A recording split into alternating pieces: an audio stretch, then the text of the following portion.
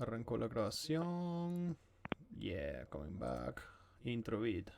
Let's go. 16, 15, 14, 13, 12, 11, 10, 9, 8, 7, 6, 5, 4, yeah.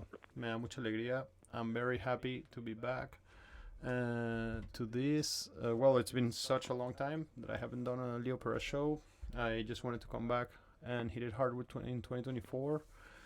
Got a lot of things on my life going on, and I want to talk with people. I love to talk to people, and of course, when I love to talk to people, I love to call Amilcar Ortega, also known as Eduardo Prospero, who is here right in front of your screens already. How are you, bro? You are so back. We are so back. Yeah. Leo Perez Show is back. Yeah, this is the first official Technicolor video, so we're out of the black and white regime, and we are now officially in Technicolor. We are moving up in the technological ladder. Hell yeah. I'm so glad I match my colors. By the way, I wanted to start this episode by telling you this. Today, 6th of January, I tell you, Merry Christmas, bro. Merry Christmas. It's today. Explain that. It's today. Today's Christmas. Oh, yeah. Here. Today's Christmas in Russia. Yeah. So the reason why I wanted to start the episode like this is because I read something today that some Russian blogger wrote, which was like, some people debate that it's on the 24th, 25th, or the 7th of January. Who cares? Celebrate it twice. Just call your family 2 times and get together, and that's what we did. We just had an amazing 24th of December Venezuelan Christmas and 7th of January Russian Orthodox Christmas, and here we go.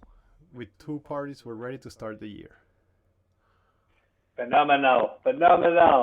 I'm gonna call my family right after then. Why not celebrating twice the arrival of something so cool? Yeah, like a new era for humanity. Oh yeah. I agree, and I'm gonna start doing that. So how are you, man? How is everything going? How was your country where you're living is going through a lot of changes? Like, by the way, for those who may not know, who are we talking to? Amilcar is a very awesome Bitcoiner, super cool writer, writes for many different sorts of publication.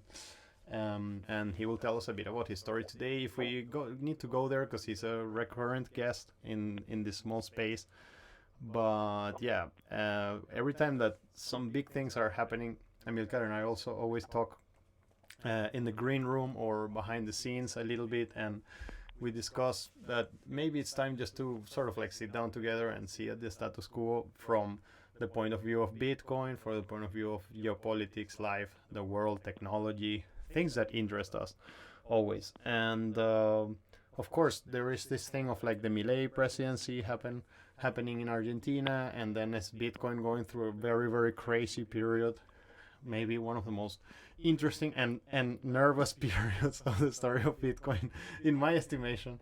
And we're both super avid Bitcoiners, and at the same time the whole culture is doing a huge move, and even the Epstein files came out. Like I mean, there is so much going on that, and it's the beginning of a new year, so it was really important to talk. So I don't know, I think that it's a good mouth opener or beginner just to ask you, like, okay, this guy Milei won the elections in the city where you live, and he's there like living a couple of blocks from where you are, and I don't know, like I don't care so much about Milei as such, to be honest with you. Like, personally, I just don't care so much about this person.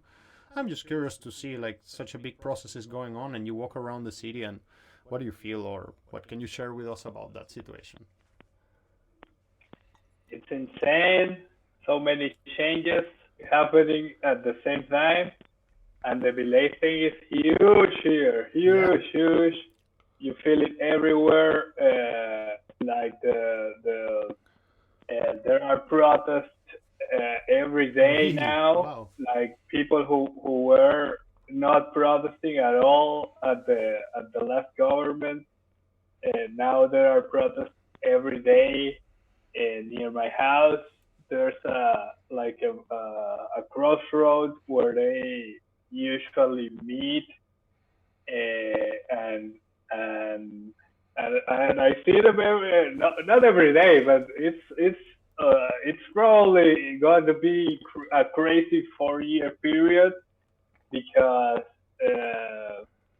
like the old government, they have a lot of supporters, and they are like that's their tactic, like that's their way of living, even like protest every decision, protest everything that happens, and they are already blaming Milei for everything, and the guy has been in office just 1 month, and they are already blaming him for everything.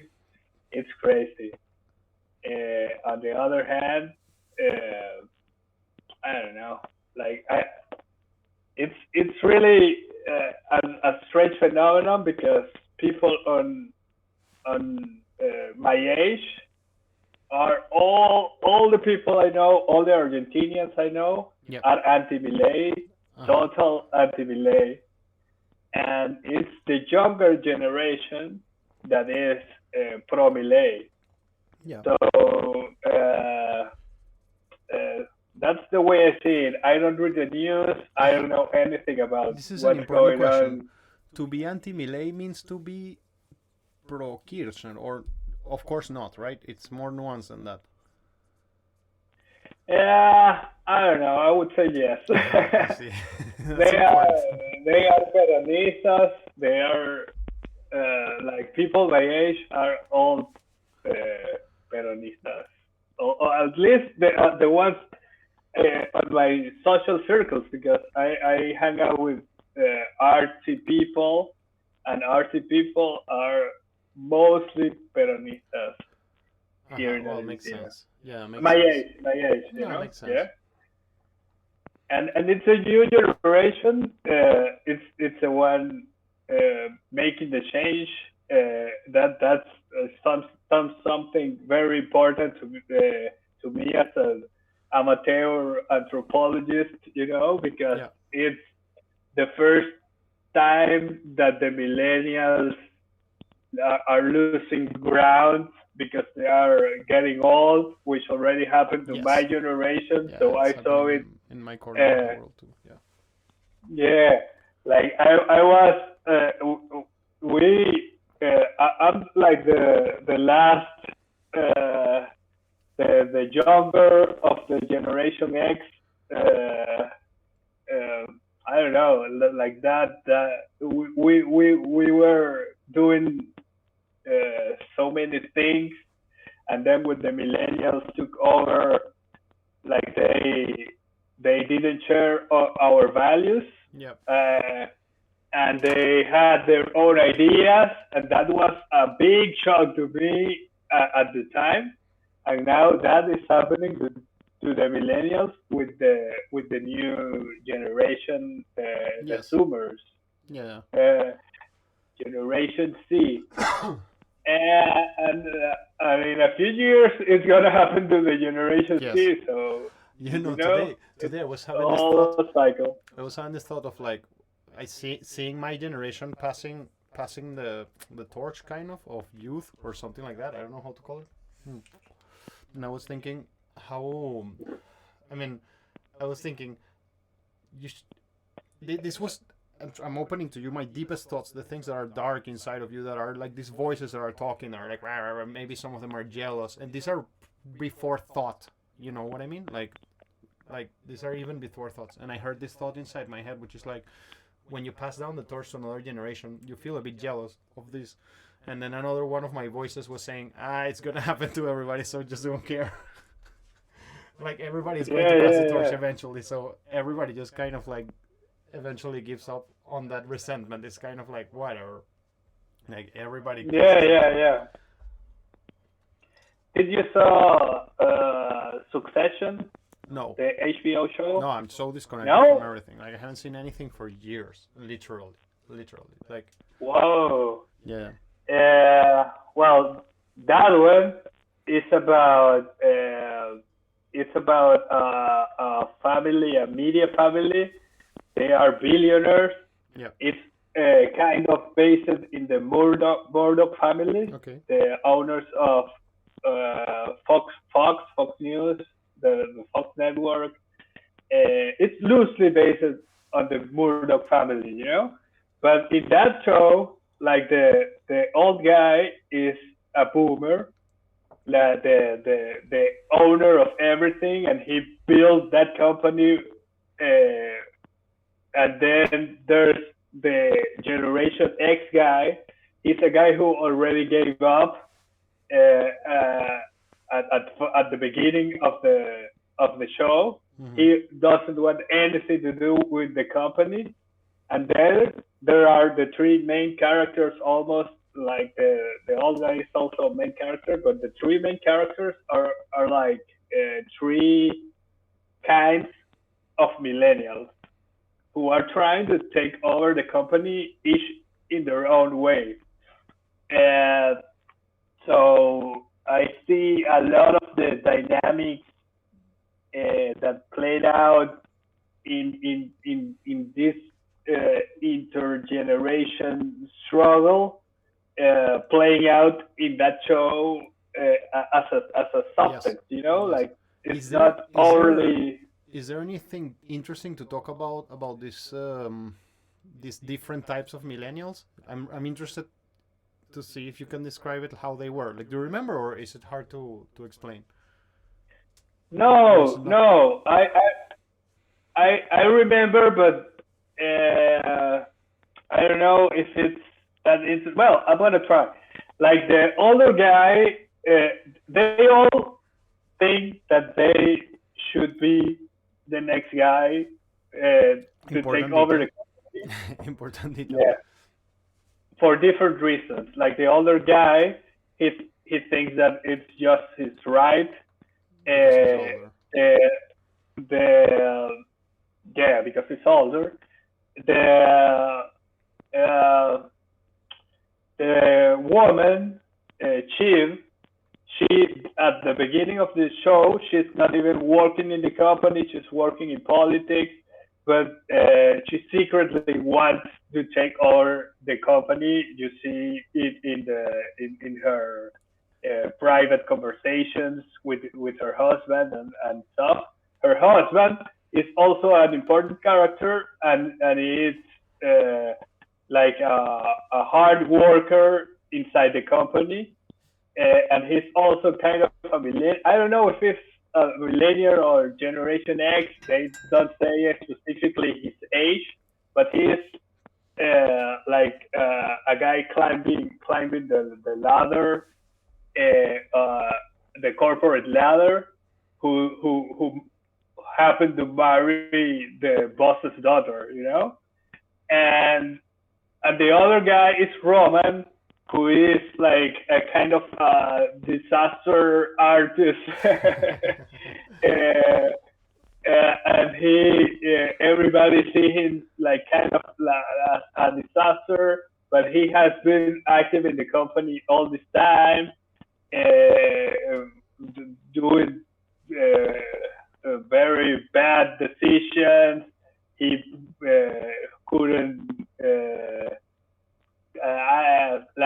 couldn't operate the movie division of the company. He had some bad luck there, and but he also thinks that he's the guy because he's working inside the company and he sees himself as an important piece. And I'm gonna stop talking about Succession now because I have to start into the spoilers, and I don't want to Yes, spoil the show no, for and anyone. I got from this what I wanted. Like I mean, I see I see this picture of my generation, which is sort of like the older guy, the one who is an artist, but it's kind of like still believes that has what it takes, even though you don't. It seems like he doesn't has what it takes, and then there is this other person who is sort of like not interested, and then, I mean, secretly yes interested, and so he's not really honest to himself from the beginning. So It's just like, I mean, I've been thinking about the passing of our generation to the next one, and it's how it is. Like, it's just happening, and I'm interested in seeing an image, uh, of this, and all are those things like no those things, but uh, I wanted to close the Argentina sort of like moment where we were before we go to other topics, and I just wanted to kind of like close this generational gap there. That does it exist there in Argentina? Is the same? Is it closing there too, or it's something that you mentioned about politics is happening in culture as well, like music, for example, like. Bro, 100%. Uh-huh. Like this was like rocker country. Rock was the main thing in Argentina And now what for it is. years, and now this is a reggaeton country. It's the, What? I was not expecting that. of course, and since they are not that Latinos, they are kind of they are Latinos, but they don't have like the Caribbean in their Yes. hips. Yeah, I see. They went for the trap route, Okay. no? So there are the biggest artists here now are all trap artists. Mm-hmm. A lot of beautiful girls, but who do music that I'm not interested at all Uh-huh. in, and all these guys with tattoos on their faces, those are the big artists now, Yeah. and it's kind of crazy because this is a country built on rock and roll, Yes. and I don't know what will happen with the next So generation, is it the interesting? But interesting that Generation Z. the Gen Zs are supporting the rocker, but because Milei is kind of like a rocker guy. Obviously, I mean, it's like represents that generation. But I mean, yeah. Yeah, But they have another culture. Yeah, I guess it's what is closest to them. Yeah. yeah. I haven't thought about that, but that's the reality. Here, man, I'm gonna tell you something. Uh, I have been here for 5 years, and there's a band that it's got a hold of the whole country like something I've never seen, and it's Patricio Rey y sus Redonditos de Ricota. Uh-huh. It's called they call it Los Redondos, and Okay. it's a band that is not big anywhere but here. But here it's the biggest band, and you hear it everywhere. It's bigger than Charlie Garcia. It's bigger than Soda Stereo. Okay. Wow. It's bigger than any band. It's not even there's not even a comparison, man. Wow. I mean, you go into a cab and the guy is playing Los Redondos. You go into a pub and they are playing Los Redondos. And you pass like a car workshop and they're playing that band. It's amazing, man. I've never seen anything like it. Wow. Yeah, have you heard this No. band? No. I heard somebody has mentioned it to me, but I have never heard it. Yeah. Is it good? I Yeah, mean, yeah, is it's it? like that. No, it's a great band, but and I'm appreciating it more as I'm staying here and I talk to people and they each tells me a new thing about the band. But I don't know. I listen to Charlie Garcia much more. Since I'm here, I'm trying to to do the work and try to understand. I don't know. I like to hear to listen to the music of the place I'm in, Yeah. because since I'm here, I can feel it Of course. differently and I can take it in. But with that band, it's been harder for me because I heard the name a lot in my youth, but band didn't translate. Like they played it in the radio shows, in the rock radio shows in Venezuela in the 90s, and it wasn't. It's old. It wasn't. Yeah. No, they are super old guys. They are at like probably 60 years old minimum. I see. The members of the band, and they are already disbanded. That band doesn't exist. Oh. And the vocalist, the Indio Solari, he can get 60,000 people in a stadium tomorrow, And the other main guy, who is the guitar player, it's called Sky, and he has his own band.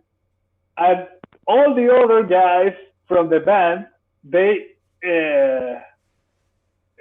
still tour. No, still play. No, they don't tour, but they still play without the two main guys, and they can still fill a stadium. Yeah, I get it. Because, yeah. Wow. And listen, tell me, is Argentina was degrading? Like, was Argentina degrading all these years since you're there? Like, or is it cannot be said like that? It cannot be put like that.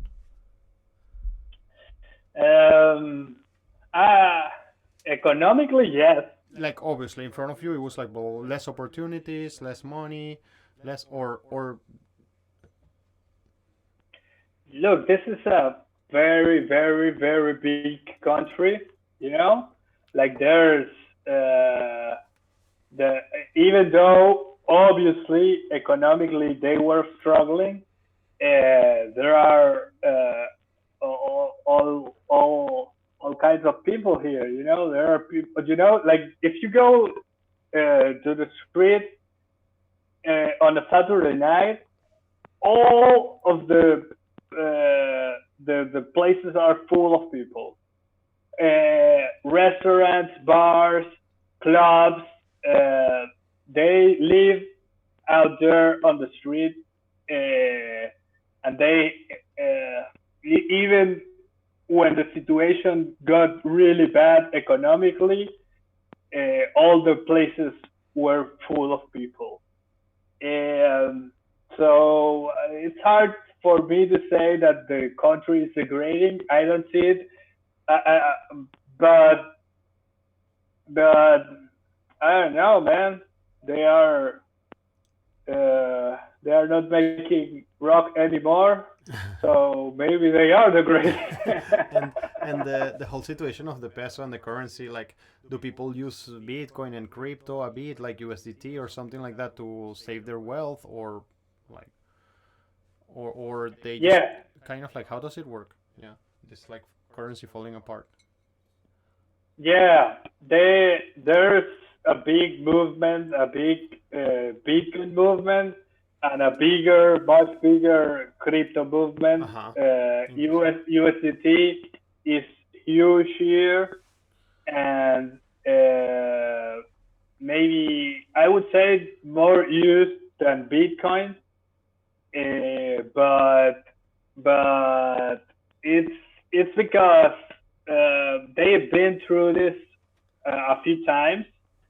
They are almost like Venezuelans in that regard, that we are prepared to deal with this kind of environment. Yeah, with environment. Yeah, with a hyperinflation. Like that's second nature to us Venezuelans. We are we have the tools to navigate that situation. Argentinians are like that in a way, because you also forget, no? Some of the people are dealing with it with all these tools, using USDT, and using dollars, Bitcoin. cash, I guess. Using dollars are huge here. I wrote an article that said that 20% of the dollars that are not in the United States, in the world, Yeah, I've read this 20% are here Yeah. in Argentina. Yeah. It's insane, but that's because they've been through this. In 2001, there was this big crisis known as Corralito, where everybody lost their savings. They were almost confiscated by the government, or I don't know. It depends on the way you want to see it, but you could say that it was confiscated by the government, which is hard to come back from that. Like if they take all your savings. How can you trust the government again after that? Exactly. But that's the beauty of the two-party system, because one side says that the other is the culprit, and the other side says this side is the culprit, and everybody thinks that their enemies were are to blame, and like my guys wouldn't do that to me. I'm gonna trust my guys, and I'm gonna vote harder for them to be on top, and that's the beauty of the system that the controllers set up for us. Like there's always an excuse, and they can do whatever they want, and the only alternative we, the people, have had in all of humanity's history is Bitcoin. Yeah. It's the only thing that could unset the balance. Yeah. I would like to connect this Milei Bitcoin moment. We started on Milei and connected with this. I was really sort of like angry at seeing people just screaming that Milei was a Bitcoin president on Twitter. Did you share this anger? Were you feeling it too? Like, wow, guys, like, are you totally getting this a little bit? You're getting yourselves carried away. The guy said the word Bitcoin and you're calling it the president Bitcoin. Am I wrong to feel this? No, anger is kind of strong. Okay. Like, what do you care? I would say that care. it's not that care. important. Wait, I do care because Bitcoiners are in this like don't trust, verify, supposed vibe. Many of the people I was watching saying this were in this like supposedly don't trust, verify thing, and then they just went with whatever narrative because it was comfortable for them. It was comfortable for what their worldview. It's like, oh, how cool! Like now we have another Bitcoin president. It's like, man, this guy is not a Bitcoin president at all. It has nothing to do with Bitcoin. I don't see or that's why I became angry because I saw this collusion between those trust, verify, and some people, and so I was like, oh, come on. And my question to you is like, am I right to have the idea that this guy is really not a Bitcoin president, all it has nothing to do with Bitcoin, but he happens to be libertarian and okay? Or is there really a chance for some Bitcoin path for Argentina and I'm wrong? No, you're not wrong in the sense that he's not a Bitcoin president. He doesn't understand Bitcoin yet, at least, and he is not on our side. No politician is on our side, exactly. And they will never be. They're on their own side. But the politics that he's installing, like I don't know if that's a word in English. Like establishing. You can say establishing. Yeah. I love that.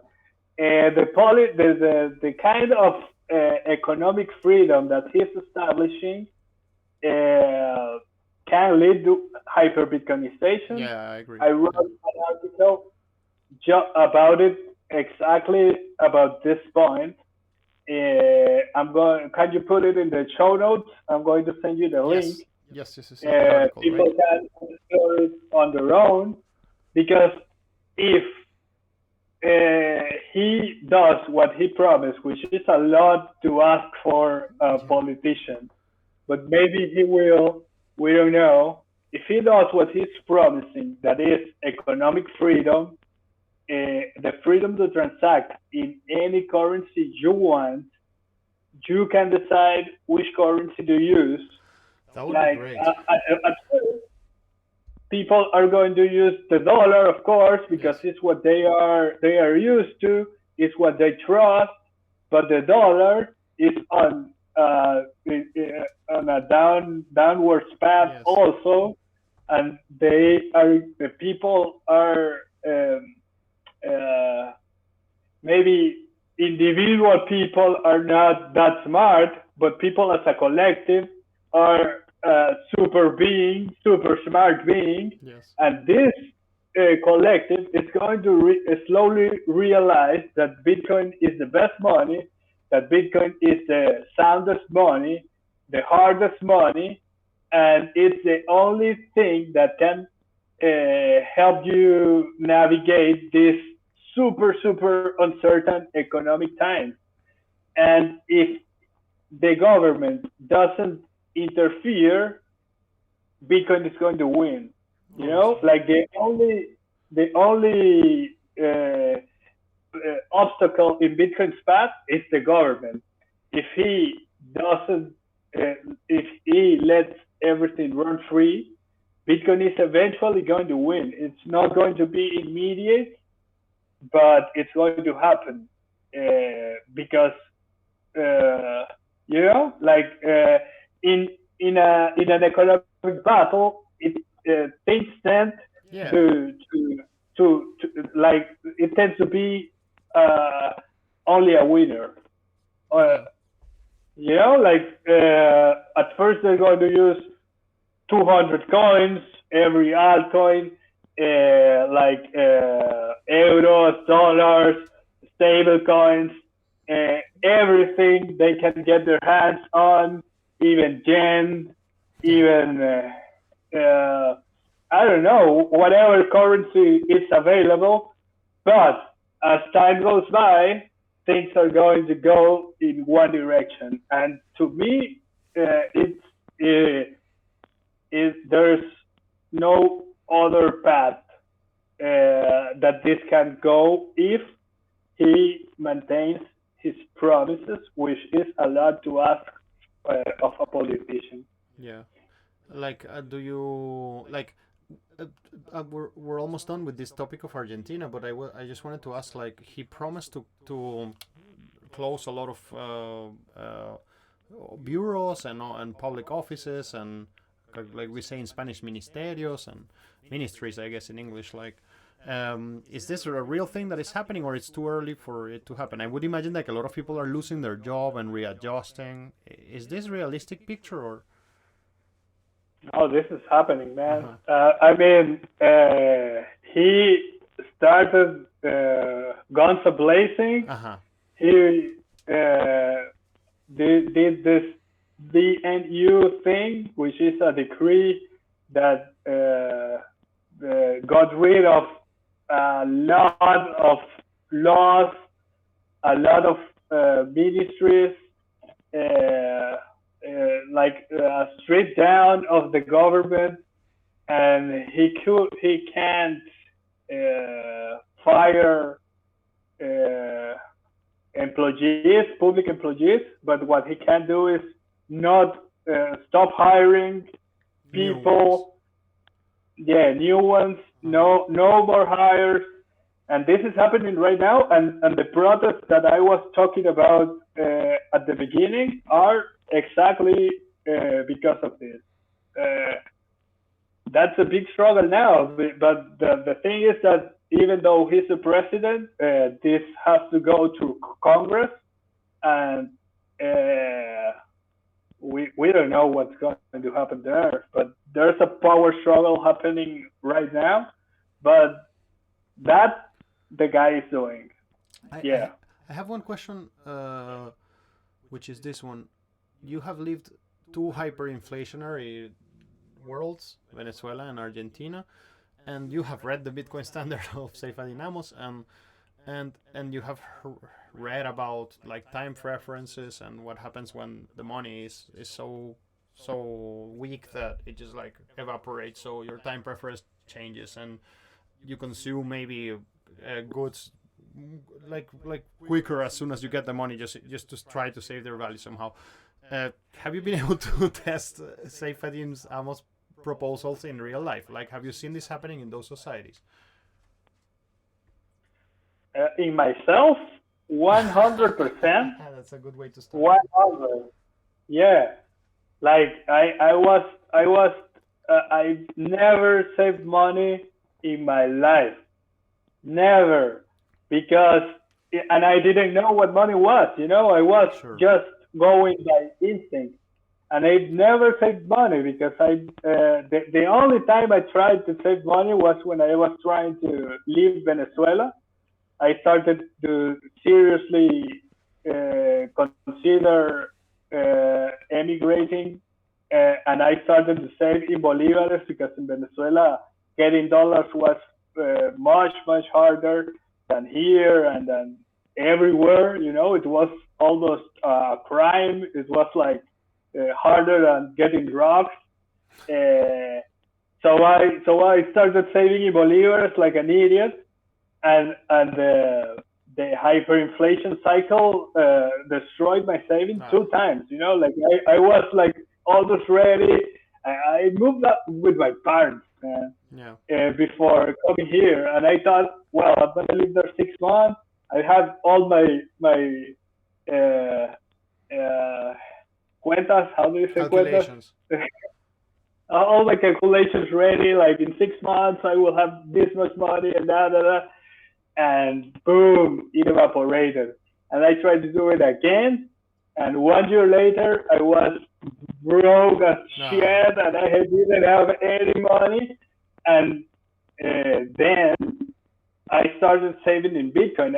That's when I discovered Bitcoin, because I have heard about it and I dismissed it for a long time like an idiot. And when I really needed it, because it was like, I'm obviously not gonna be able to do this in bolívares. It's just not gonna happen. So I need another tactic, and someone, El Topo, my good friend, way to go, told me about Bitcoin, and he taught me how to open a wallet and how to do the first few little things. And I took it from there, and I started saving in Bitcoin, and I was able to move to Argentina and be here.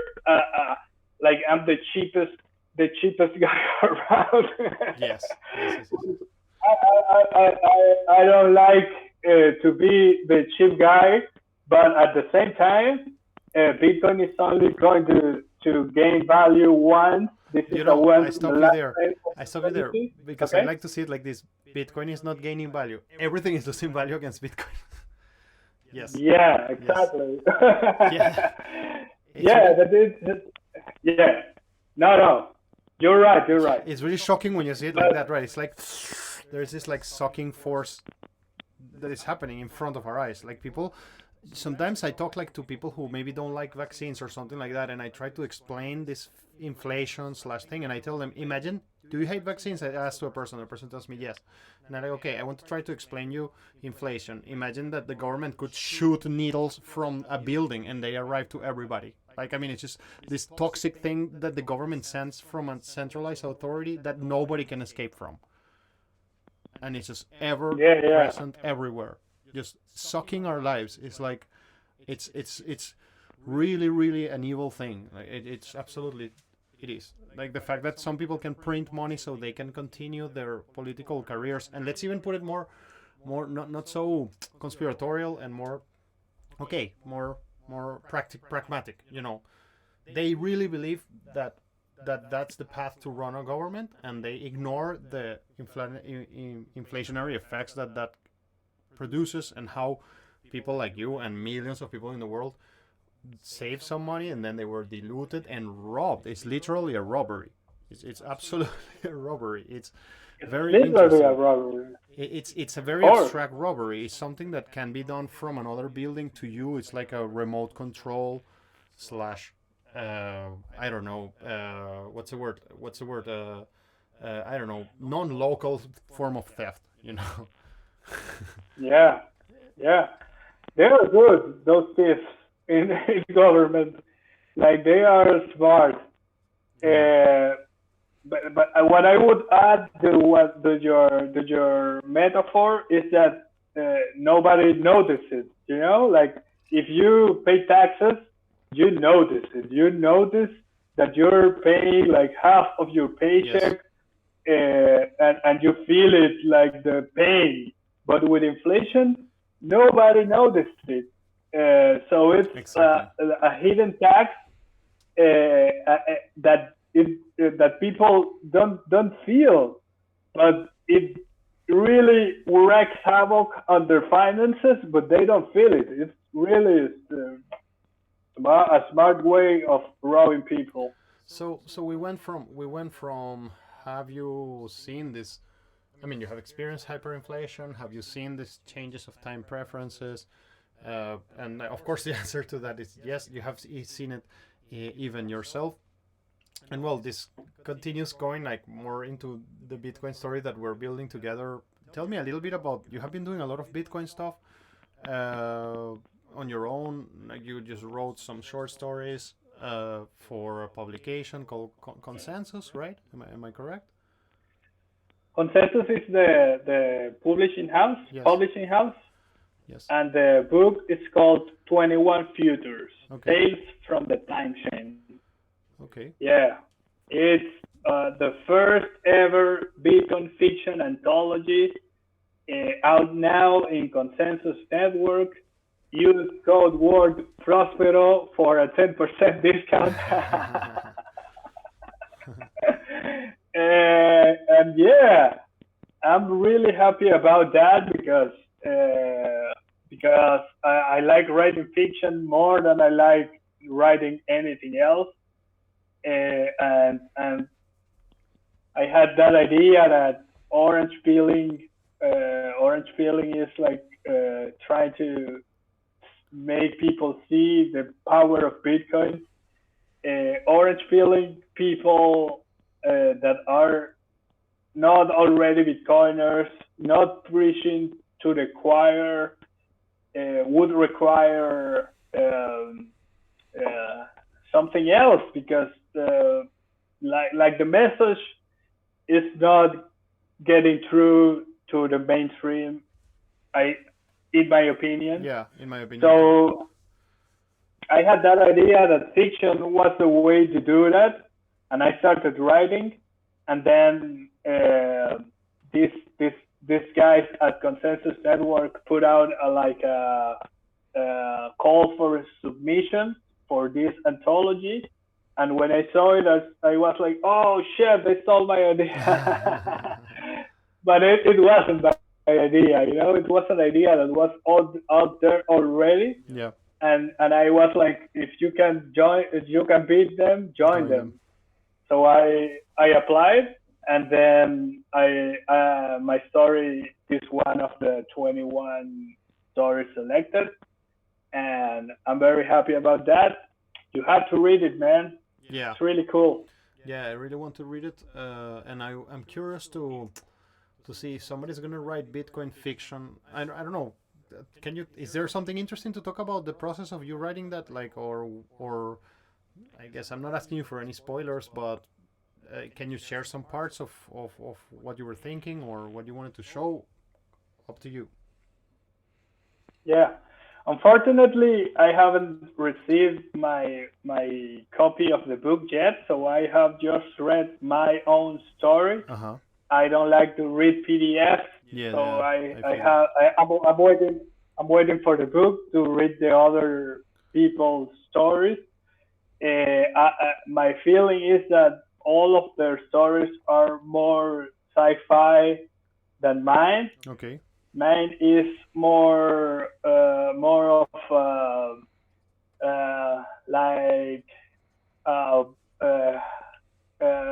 Black Mirror style of Okay. sci-fi, which is like not that distant in the future, you know? Like their stories are 1,000 years in the Uh-huh. future. Mine is like 20 years in the future or something like that, which is something more relatable to where we are now. Yes. And it's a story about a citadel. Uh, can you explain to the people the Citadel meme while I look for a glass of water? Well, I don't know the meme of Yeah? the Citadel. Just in case, I don't know the meme of the Citadel. No? No. So that would require some other type of feeling from my side.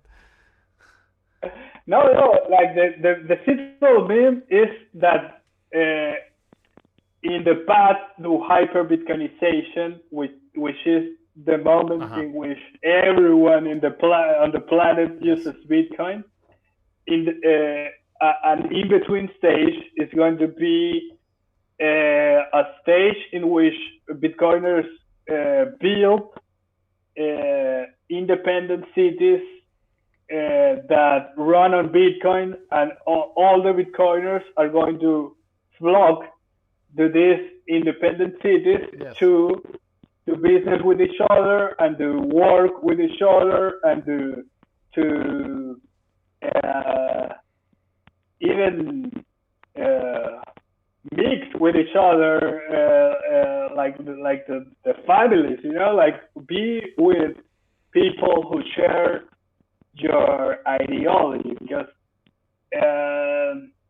like that's a big part of Bitcoin. The culture is that it generates is very strong. It's very strong, and the theory is that these citadels are going to be a first stage, you know, and you can kind of see it in the El Salvador Yes. story, because they they are the first country to make Bitcoin legal tender.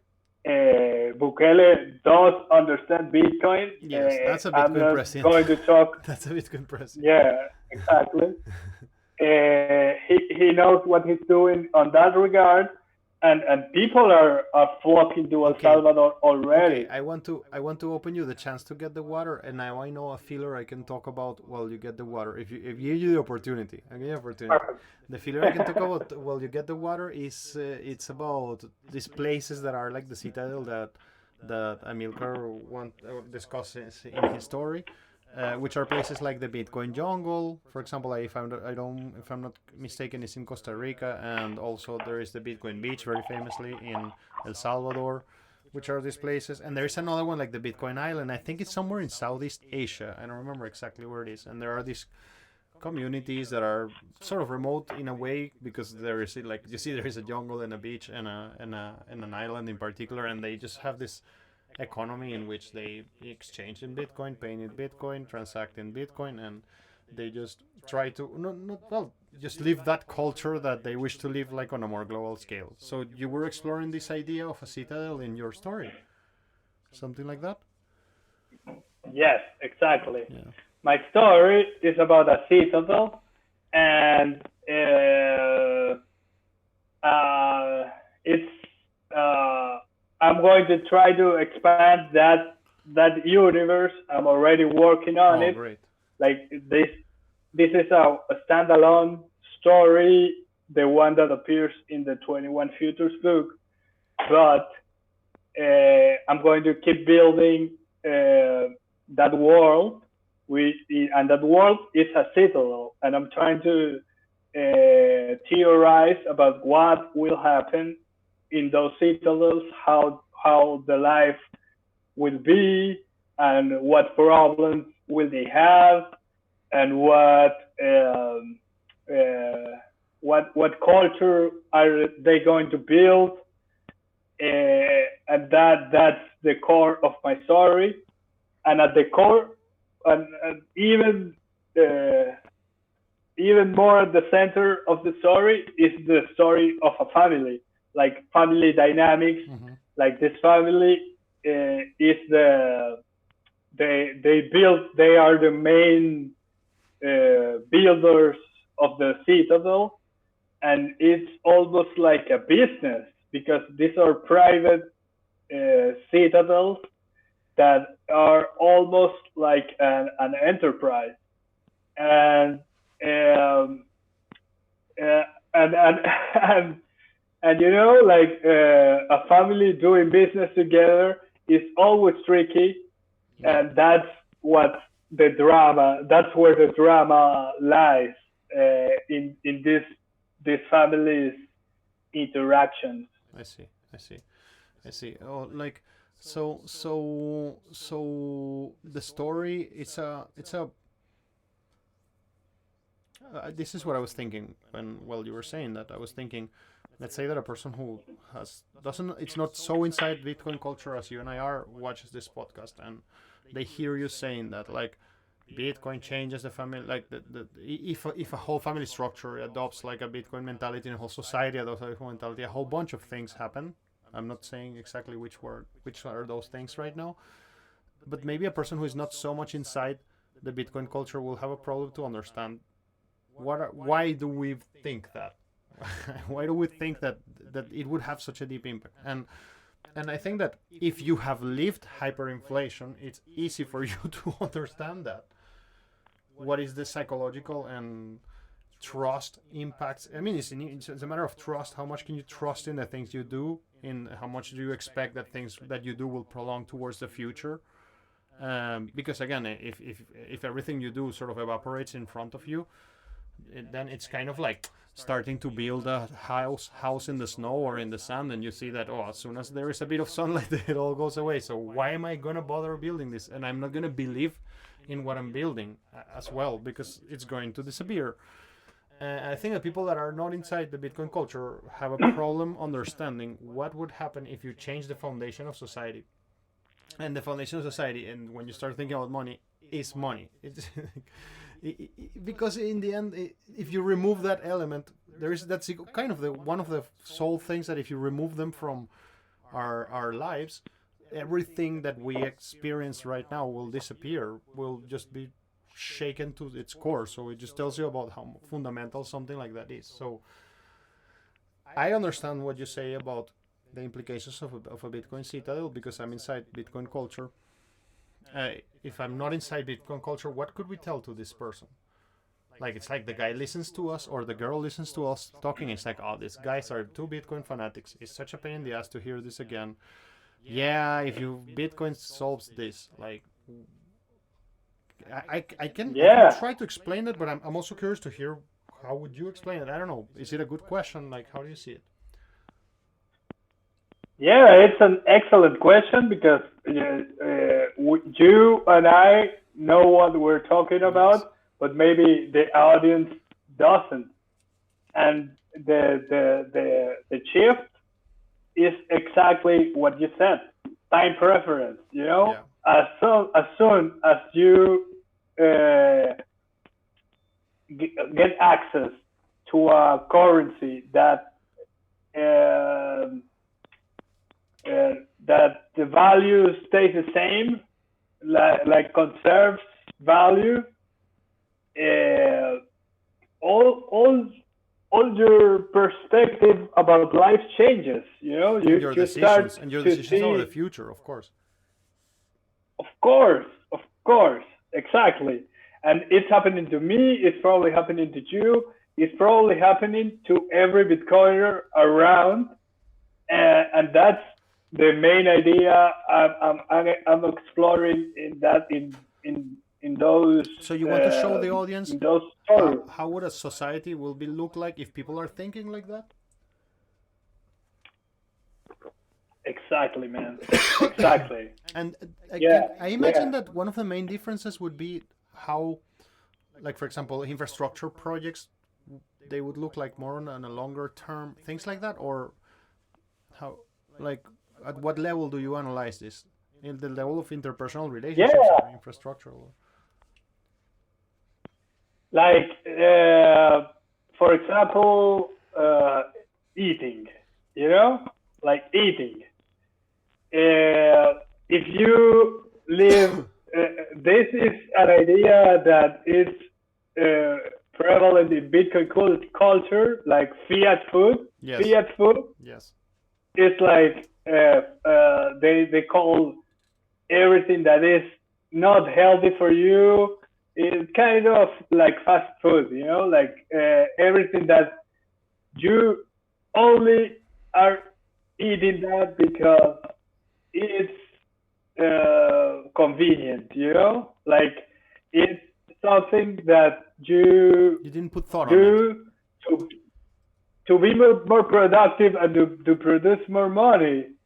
You eat in those fucking fast food restaurants because if you had all the time in the world, you wouldn't do that because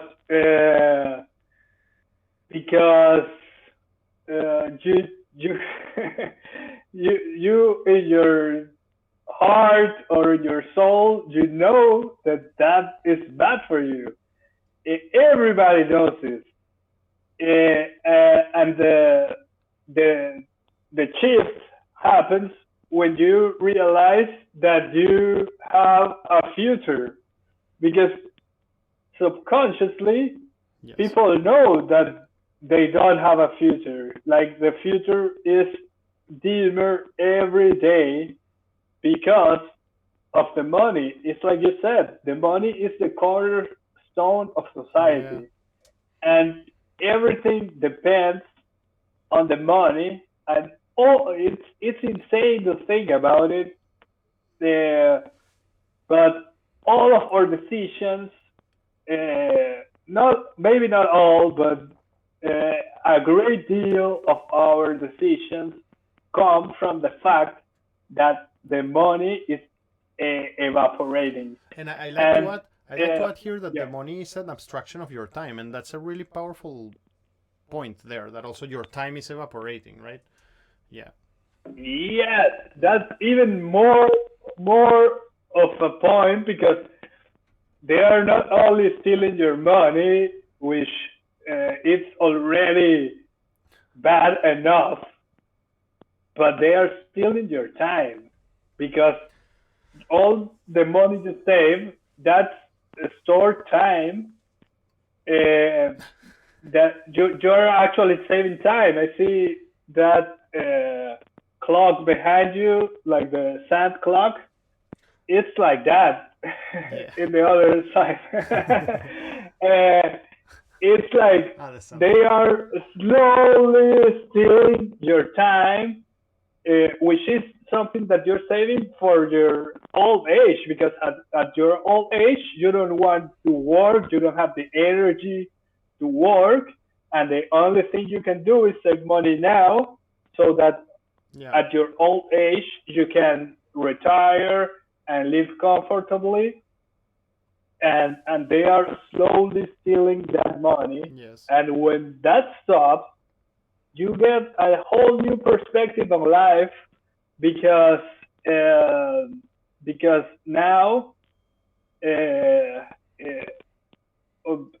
everything is possible. Like projects that are going to take 10 years, 20 years become possible, because we subconsciously only work in projects that are more immediate, that bear more immediate results, because we know that our money is losing value, even if we haven't even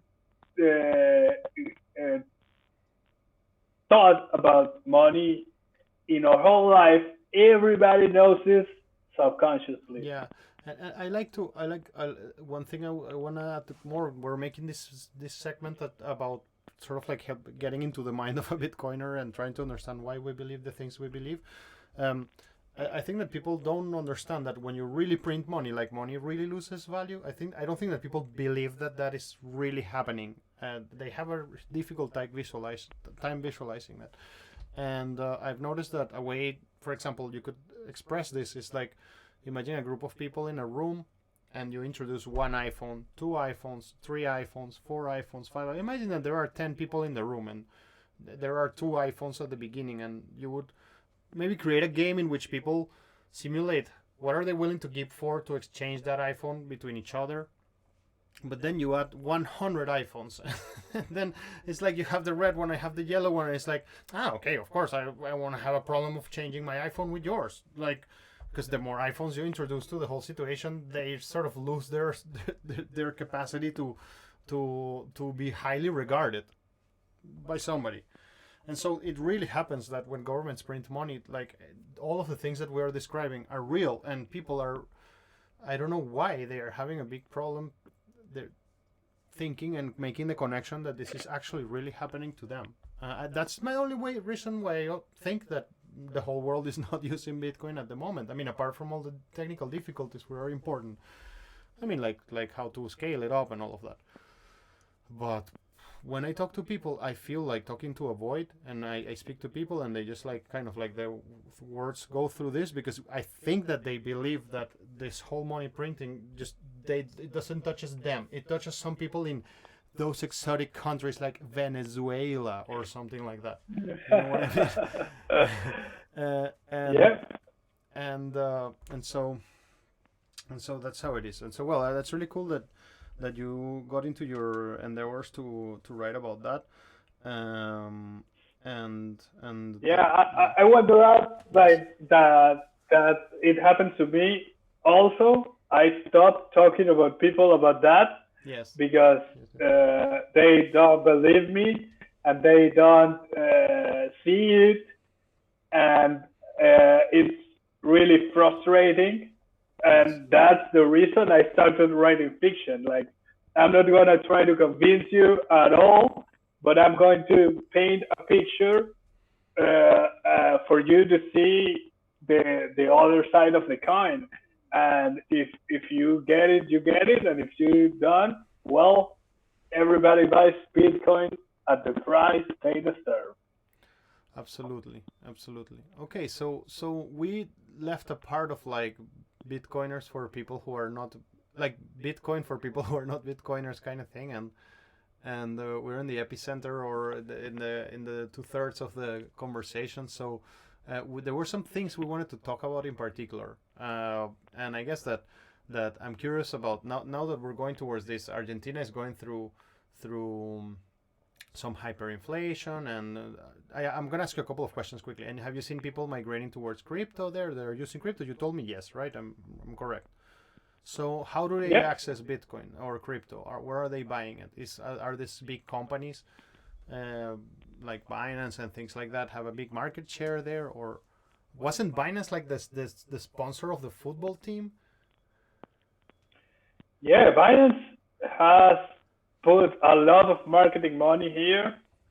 There were billboards everywhere, like 6 months ago or maybe a year ago. They have a huge presence here. There are also Argentinian companies that are kind of, they're not big, but they have their business. One is Velo, and the other one is called Lemon. They both never heard of this. do the same things. What they do? Yeah, because they only work here. It's like cash to crypto ramp? Yep, exactly. Yeah, they give you a card. It's like a debit card. Oh, nice. And you use it everywhere. This is great. And it just uses your crypto. Well, it's not only Bitcoin. But you can load it with Bitcoin if you want. Yeah, you can load it with Bitcoin and with other coins. I'm not exactly sure because I've never used it. But those are like the main companies, I think. Those are what the people mostly use. Strike is also available here, but I haven't seen much movement with them because they are trying to do the same thing that this Velo and this Lemon companies are doing. It's a bridge between crypto and fiat money, and people in Argentina are very regionalistic. They like to support their own companies. So I think that strike has a big battle ahead, and those are like the main ways, I think. And Binance is one of them. Yes, Binance is huge here, and I guess the other exchanges. I don't know. I've never seen a Coinbase ad. I never seen any other exchange. Now. Like Go ahead, bro. OKX had an office here, but they're not big. Yeah, because not as Binance. one of the things, one of the reasons why I opened the Binance idea is because for those who know, for those who don't know, Binance is a huge company. Like, they help you buy crypto and Bitcoin, and it's like a gigantic company. And they were sued recently by the United States. And as for those of you who don't know, I'm a person who lives in Russia, and I'm from Venezuela, and so I went through a whole bunch of the whole experience of sanctions. Actually, Amilcar and I did an episode about the implications of all the sanctions that happen in the life of our average Russian person. And so I don't have particularly good feelings towards the global financial standard, system that exists in place already. So and Binance recently was this huge company, and we're talking about Binance, was recently sued by the SEC, which is the Securities and Exchange Commission in the USA, and also not only them, but it was also like the anti-money laundering bureaus of the United States. And I was watching all of this from the perspective of a Russian, and I was like, you know what?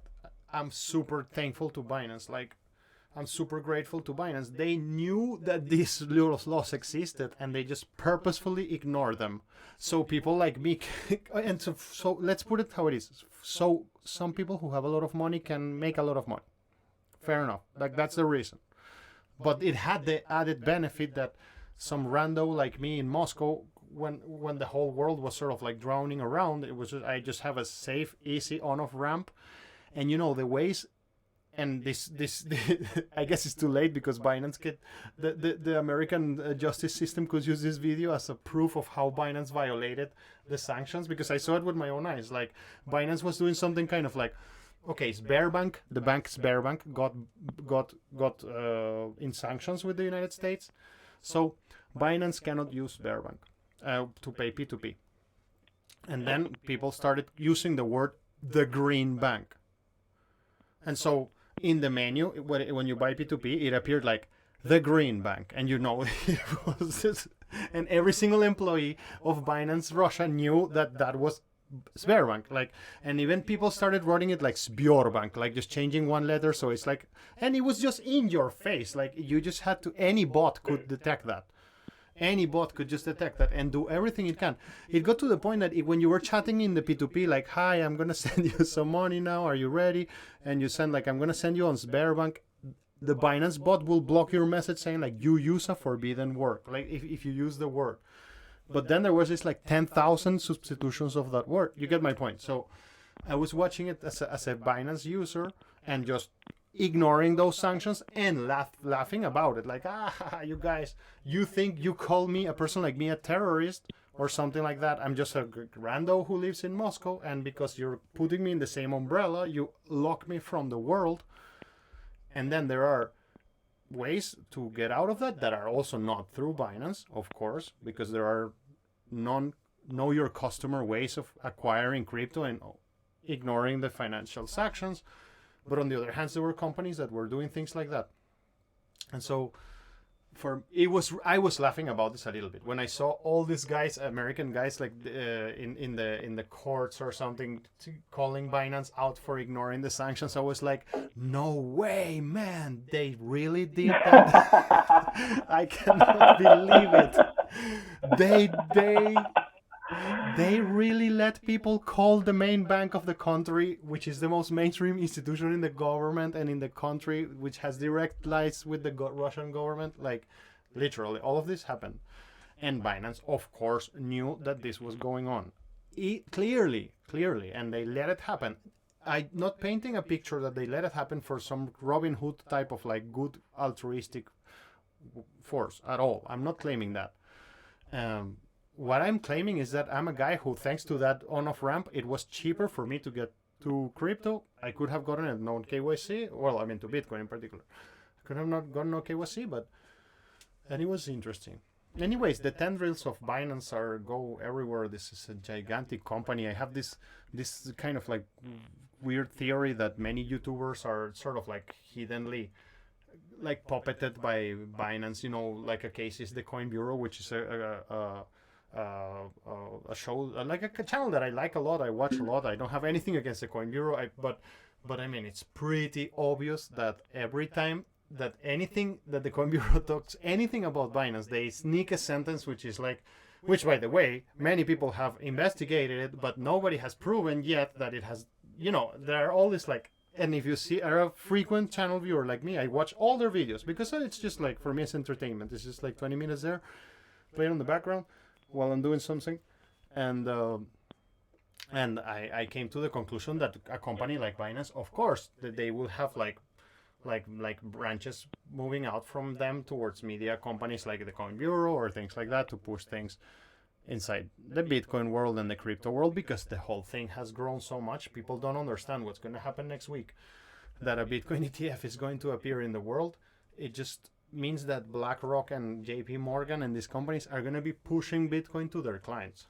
So the wave of mainstream adoption that is coming towards everybody's face in the next years are going to be pretty intense. And yeah, but before we go to the ETF, I wanted to know more about this theory of yours that Coin Bureau was financed by Binance, because that show is really good production. Of course. Like they do it really well. Yes. The guy that is called Guy, it's a really good host, and that takes money, you know, like it's not easy Obviously. to have that level of production.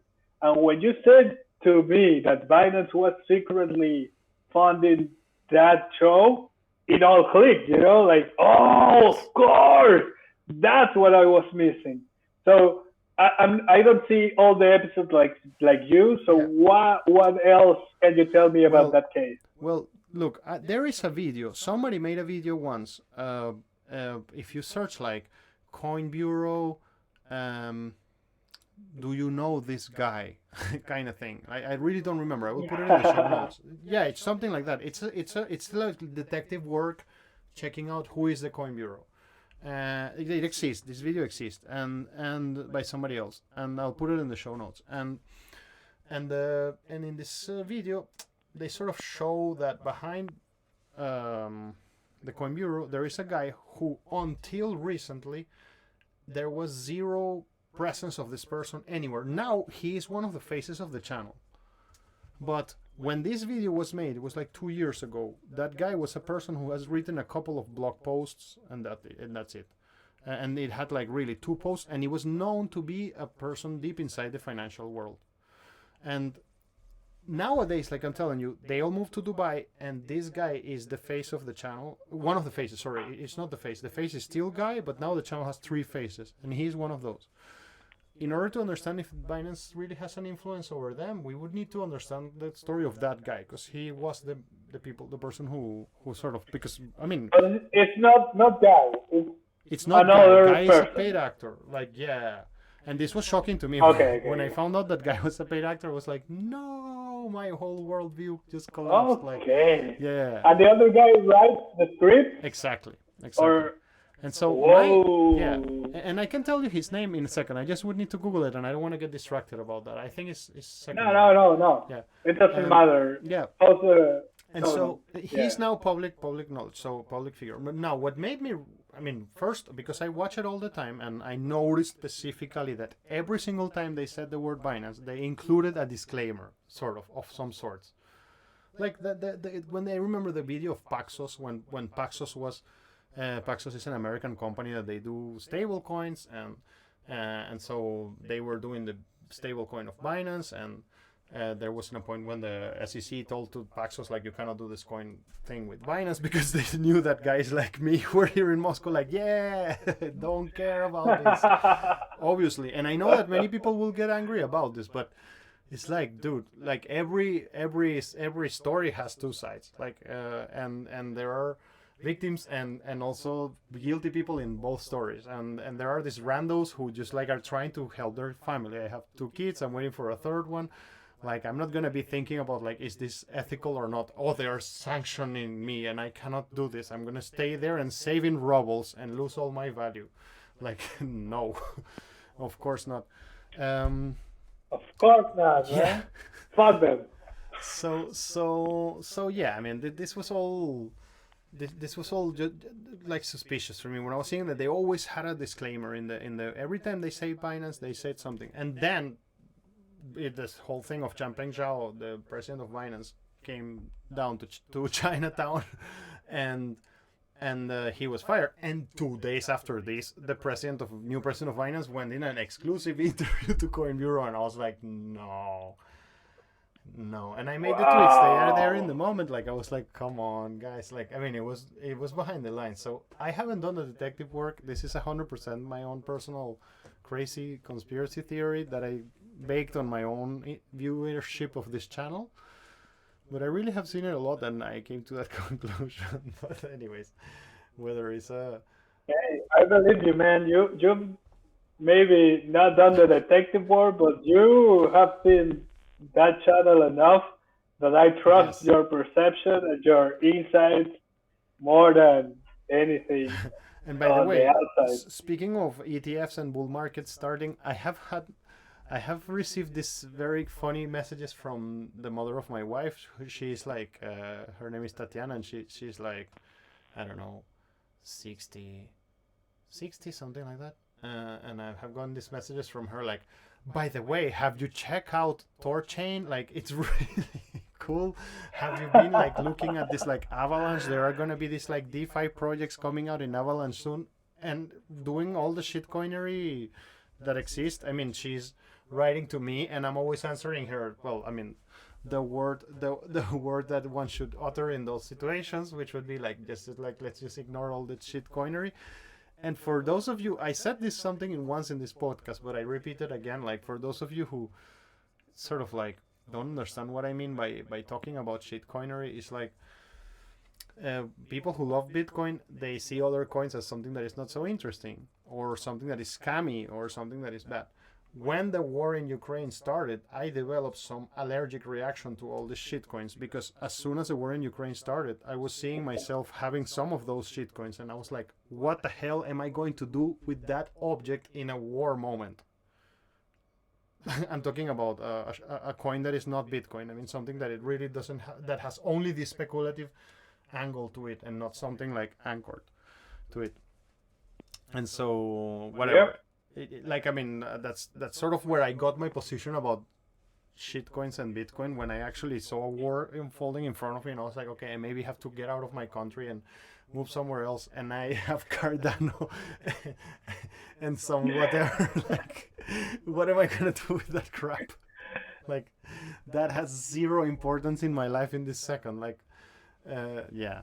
So it was interesting to live. Like, but anyways, the whole bull market is starting, and now next week the ETFs are gonna come, and it's gonna continue crazy. And even though that's one of the things I wanted to tell you as well, even though we are leaving sort of like a bear market kind of thing. I mean, again, giving a bit of context for people who don't care about this topic, or not so interesting so much, and don't pay attention. Like, usually financial markets are like this roller coaster that are going up and down in really steep curves, and things grow and then they lose value.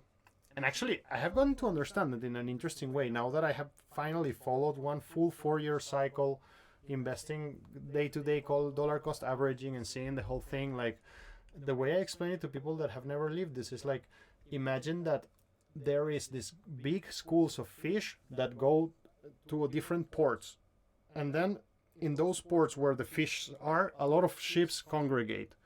And then, because of those big amounts of ships are near a presence of some fish near a port, the whole economy of that whole port gets very developed. And so this analogy is to describe how the Federal Reserve of the United States of America just moves money around different sectors by changing the interest rate. And so this just makes money flow from the government into the people, from the people into the government.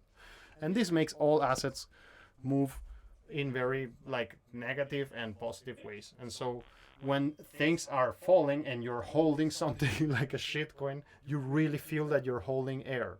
It's exactly what happens. And that's what I lived. It was coinciding the going down on the bear market with the also falling into the Ukrainian war and seeing it all from Russia, from the perspective of like, okay, my whole life is in question, and now I all hold these objects that are precipitously losing value very fast, and that they have really no fundamentals and not something that. And I really just wanted to scream that out before we move on to any other topic, because it was something that really shocked me to the core about what shitcoinery mean or something like that, and why we use these words. But we were discussing like the beginning of the bull market and what is going to start happening, and that we're going to enter into an era, I mean, in which Bitcoin is not going to be the same, and we were coming out from a bear market that had a lot of interesting developments. It was super fun bear market kind of thing. So I mean, I wanted with this little background just to discuss this thing of what a bear market and a bull market can be and how does it feels. But then I want to add another point in this conversation, which is these events just happened in front of us, and now we are in the recovery side, going up again. But us Bitcoiners, we're having a blast all the time, because in these last 3 years, so many crazy, incredible things happened. The internet changed again in our world. Actually, you and I have recorded many podcasts and conversation across the years, and we had many reasons to be skeptical and nervous about the outcomes of things. But the combination of Bitcoin and Nostr just sort of put a nuclear bomb into everything and just all of a sudden gave us the internet back, kind of thing. Is this something that you share, this feeling? Like, I guess that's another implication of this whole thing. Like, if you can transfer very small amounts of value, as you can do with Bitcoin in the Lightning Network, then you can just create a whole different internet and a whole different set of economies. And also, you don't live in the sanctions world anymore. I remember my friends when the whole Russia economy was collapsing, and which it didn't, by the way. It was just temporary. It was like lasted for a month or something, and then it recovered everything. Really, it was really remarkable. But I remember all my friends just like piecing up their pants, and that's why I made a little Telegram, which was like a Telegram channel that was called like the cryptographic lifeboat. I mean, it was just like our world is falling apart, and there is a cryptographic lifeboat where we can live. You know, yeah. Anyways, I connected several ideas here specifically about my where did my shitcoinery allergy developed, and through the messages of the mother of my wife, how the whole obvious change is happening in the markets right now that are taking us towards some rising moments. I don't know. I don't care anymore at all. I don't care about this thing at all. Like, I just care that there is an open source money. Like, that's all I care. Yep. Yeah. It's pretty cool that you get to not worry about anything else.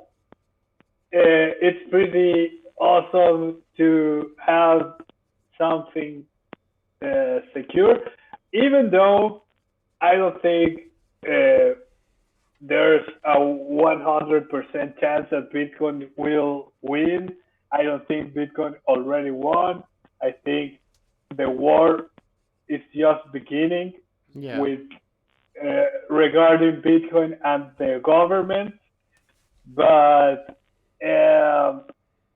like I was a shitcoiner too. I thought at the beginning that every coin had their own characteristics, and they all did different things, and they were all important. But the truth of the matter is that the whole market moves with Bitcoin. If Bitcoin loses value, Yeah. all of the other coins lose value. If Bitcoin is going up, all of the other coins go up. That's a pretty clear signal that Bitcoin is the only thing that matters. And that's not even the important thing, because the price of Bitcoin, it's only it's like a marginal thing if you really understand what this asset is and what it's doing. Like And sorry, all of and the also what it means to be able to transport value so fast and so in such small quantities. It just means a lot of things. Yeah, and that's a new development. Yeah. Like that's something that happened in the last few years. Not only the Lightning Network, Sure. but the massive in quotes, because it's only in the Bitcoin world that is massive, but the growth of the Lightning Network, it opened up a whole new set of possibilities, micropayments, really micropayments, like Yeah. cents, even a fraction of cents. You can tip to this guy, this other person, this woman who's posting cool things, uh, and that's what Nostr is opening up, which is just beginning. I would say it's in stage zero. Stage one would be when non-Bitcoiners join Nostr, which has not happened yet. Yeah. To the people who don't know, Nostr is an open source platform that for now it's working like a social media like knockoff. Like they are the main Nostr clients are like see Nostr as a Twitter substitute. But Nostr is much more than that. It can be anything. It can Yes. be a new internet. But for now, we are using it as a social media substitute. Yeah, And I but like the, to the characteristic that it has, just to finish the yes. idea, the characteristic is these tips, these apps. Yeah. Uh, these tips are opening up a circular economy around content. And this circular economy is now very small because few people are using it, but you already see the potential. This could be like our way to break Bitcoin from its how do you say, like leashes or something, like, To release Bitcoin because from yeah, because the Bitcoin works perfectly on the internet, and the only limitation is its relationship to the real world, because that's where the governments or anyone can interfere and can like make it difficult for you to go from Bitcoin to the physical world, to fiat. That's where they can stop you. But if you only use Bitcoin to pay other yeah. people and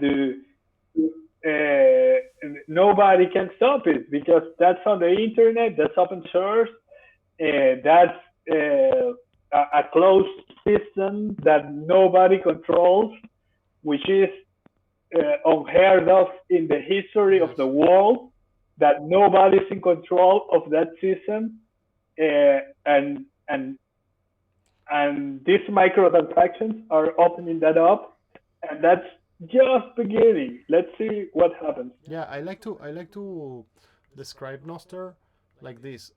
I always tell to my friends when I explain what this is, and to my students in the university, I explain this thing, which is if you take a photo with your phone and you send it to Instagram, Like you're sending a message to Facebook Corporation, with your image, which you know I hate those corporations, but I'm not talking about my hate towards those corporations. I don't care right now. I'm just saying how the process works. You take a photo, you upload it to Instagram, so you click a button, and then that sends a message to Facebook with your photo, and then Facebook has like all these data centers all over the world, and your photo is sent to some hard drive, let's say in Thailand, whatever, and then every time that photo is going to be recalled, it's going to be pulled from that hard drive that is in Thailand, so it appears, and I guess many other hard drives too, many copies of this information exist. And then imagine that you create a home server, which I became very passionate about, and actually I'm running my version 2.0 of my home server, and then you have yes, and I'm suffering a lot about it right now, but it's coming. Yeah, it's coming. It's really great. It's running. You have a server, and so what it means to have a server, you connect a computer, you connect it to a Ethernet cable to your router, and then the thing is serving stuff to the internet. And so imagine that you create a social media network in which people like me, for example, from my server, I run a Nostr node, and so what that means is like I'm listening for messages that people are trying to stream to the Nostr network. And imagine that you take a photo, and instead of that photo going to this hard drive operated and owned by Facebook in some country and somewhere in the world, that photo ends up in my house here on top of my washing machine, which where I'm seeing my my server right now. And then imagine 6 million people doing that all over the world, and so your photo is uploaded to many of those things, and so you have a social network that cannot be controlled.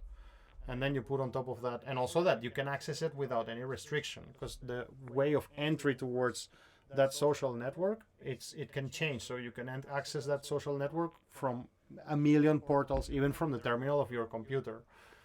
Like, you just don't have the limitation of the point of access, because when it's controlled by a corporation, all the point of access is funneled through a centralized tube. But when you're connecting to a decentralized network, then the point you can be in the center of Tibet. I remember when it hits me, Nostr, I was like somewhere, and I thought, imagine that some aliens hijack me and they drop me in the middle of some remote village in Tibet, and I wake up there and I'm like, okay, I just need to find I don't need to find a phone number.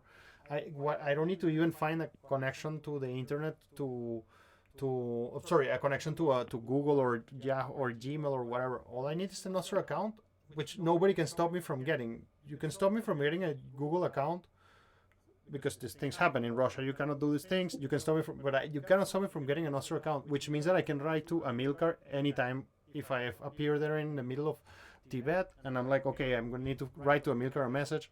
I don't need to get a phone.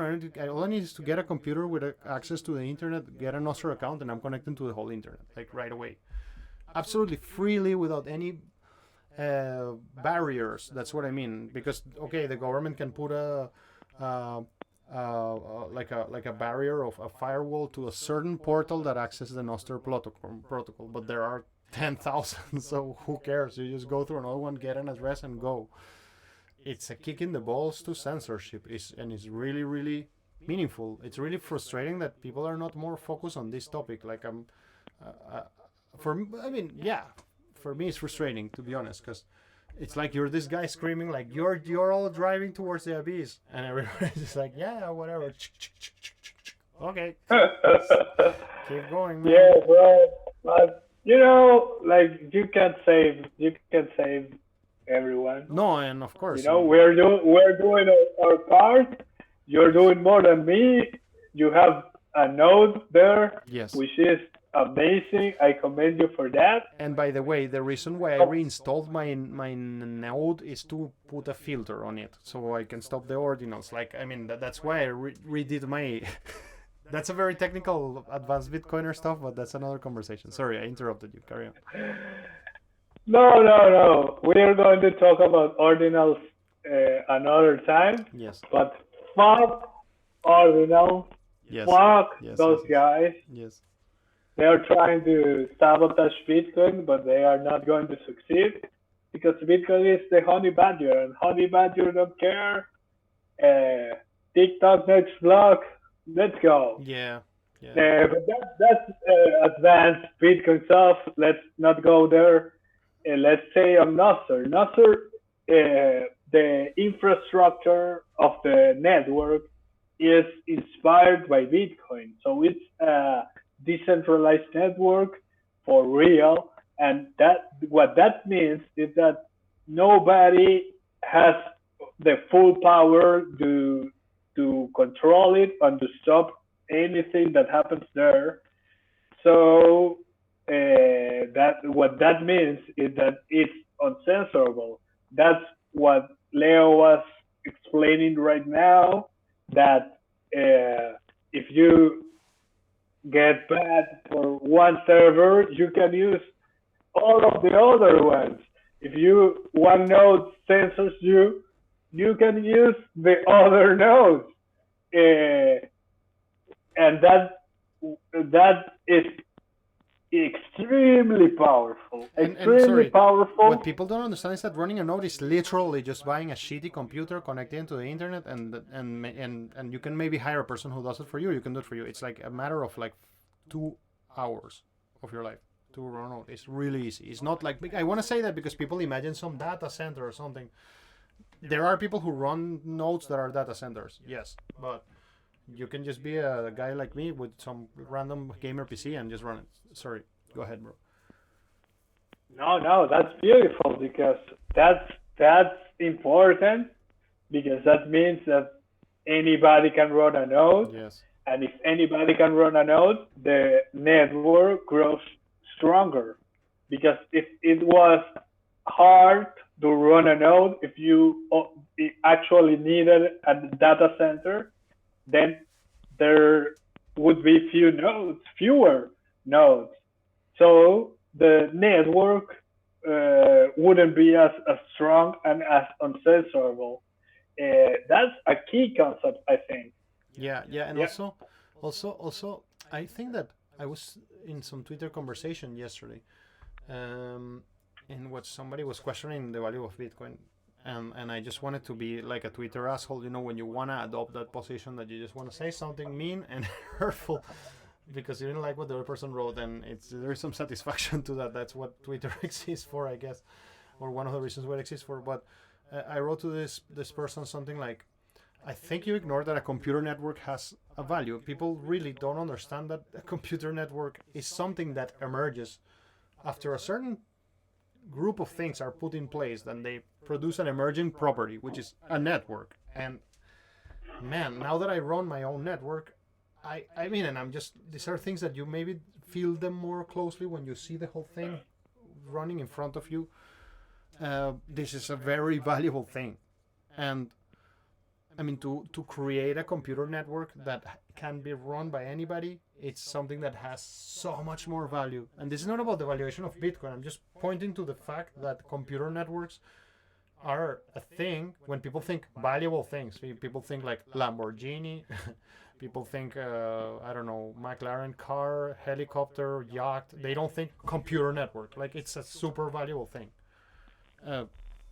And we are building these computer networks that we used to build them centralized, but there are chances now to build them decentralized, and that can. I think that this wraps up really nicely with what you presented about your Citadel, which is like, I mean, when you build something based on the principles of a network, that is a very valuable thing. That it's not controlled by anybody. A lot of things happen. For example, you would feel more comfortable in saying something that people don't agree with. Because, okay, well, what are you going to do? Censor me? Like, if we operate in this type of network. Okay, of course, you can come and get me physically. I get it. But when you are situated in a situation when the network is open, you feel more comfortable in being yourself and expressing your own ideas and casting your vision towards the future, I guess. Something like that. At least that's how I feel. And that's why this matters so much to me. Yeah, man, you can see it already. Like all of these centralized networks, which are networks, of course, yes, they are all censored. They are all controlled by an algorithm that censors people in ways that they don't even see. Yeah. Because if you say things that are against the norm, they hide your post. Of course, or they accelerate And your if video. nobody sees them, if nobody sees them, You're not talking. you're not a problem. And they don't even have to close your account. Yeah. It's almost like inflation. It's invisible, this shadow banning thing, but you can see it in all networks, in all centralized And networks, and you can remember, feel it. people don't think that this extends to data, but remember my case of the Google Drive data that was like flagged by Google, my Google Drive data, and also that eventually Google Drive added a function which is like a right click report this file. I mean, yes, it exists, and I don't know Wow. if in your locale it's happening. In my locale, it's happening. There is a right-click button. You can receive a PDF from a colleague of work and report a file. So I mean, we're also being all brought against each other to rat out on each other, to censor our data. Fuck. Yeah. It's just like, it's just a very bad idea. It's a really bad idea to prolong that. It seems to me like if there's something that bugs me is that it's like seeing all of us sort of like marching straight towards that. That's why I liked Matrix 4, unlike many people, and I still talk about it. I liked Matrix 4 because Matrix 4, it's, and I will give you I guess a spoiler. You don't care, I guess. We discussed this openly on Twitter, or do you care? I don't care. No, I got. I am Okay. not going to see the door. Yeah, fine, that's great, because the main argument is like, when people are offered the option to leave the Matrix, they don't. They decide to stay, and then it's like, that's yeah, and that's what happens in the movies. That's the argument. That's the main argument of the movies. Like, okay, well, like this Neo liberated everybody, so now what everybody did is like, oh no, like the other side is like this thing with like eating like this porridge, and with some like flying in some spacecraft that it's kind of crappy. It's all dystopian. I better stay here in virtual New York. Like, Yeah, but that was the main drama point of Matrix One, that yes, Cipher yes, wanted to go yes, back yes, to the yes. Matrix, Of course, of course. He and was a that was prototype so individual. powerful of an idea. It was amazing, Yes. like when the guy says like, in that world, I could again, now I know that this stake is not real. I don't want to know. I want to go Yes. back to Yes. be Yes. Yes. Yes. in Yes. the Yes. Matrix.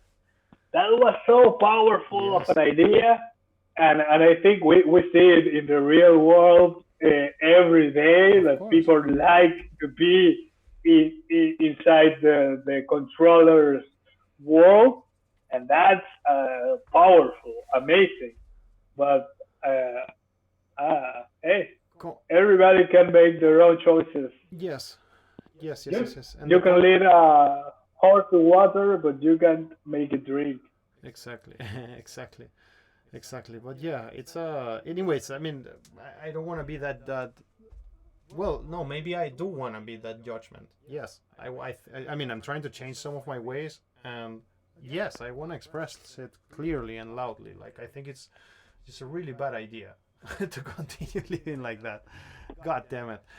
I recognize that running your home server, it is a pain in the ass. Like, I'm telling you, I'm doing it now, and I'm doing it like I have 100% FOSS live. I mean, I just run everything on free open source software, and I have my own things data going to Nextcloud. And yes, I really see the value on paying like $10 a month for somebody to do all that work for you. But I mean, if it would be for comfort, we would just like, I don't know, never achieved anything, kind of thing. So maybe it's something that is worth renouncing sometimes. But anyways, we have reached a bit the point where I have to continue on towards my day, and it's been really nice to talk to you, brother. Yeah. Any closing thoughts, like where people can find your work, and tell us a bit about like how to maybe buy your materials or tip you or whatever. This was a great episode, man. I had a blast Yeah. today. what I would say to the people is 21 futures stays from the time chain out now on Konsensus Network. Use promo code Prospero for a 10% discount. How do you write Prospero? And How do you write Prospero? Prospero is Prospero.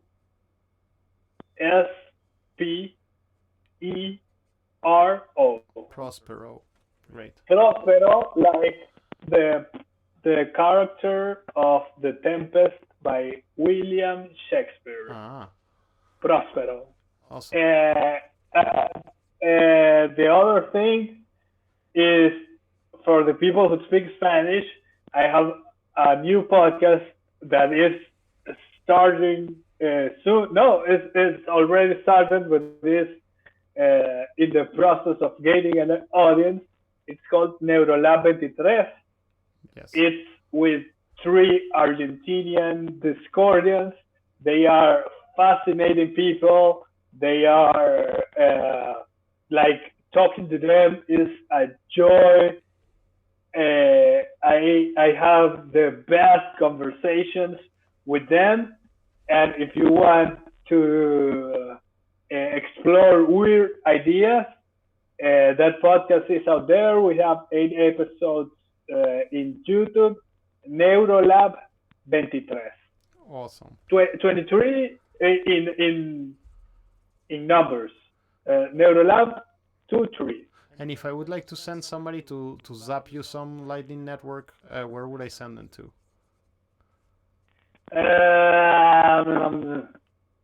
I don't remember by Like it would be Nostro.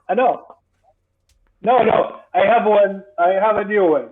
I have a Lightning wallet. Eduardo Prospero. Arroba. How is At Eduardo Prospero at blink.sv. Awesome. That would get to me. Eduardo Prospero at blink. Blink. Yes. BLINK. .sv. Awesome. Thank you everybody who joined us. Thank you, brother, for being here. Keep working for Bitcoin and for our world and making it a better place. Take care, everybody. See you next time.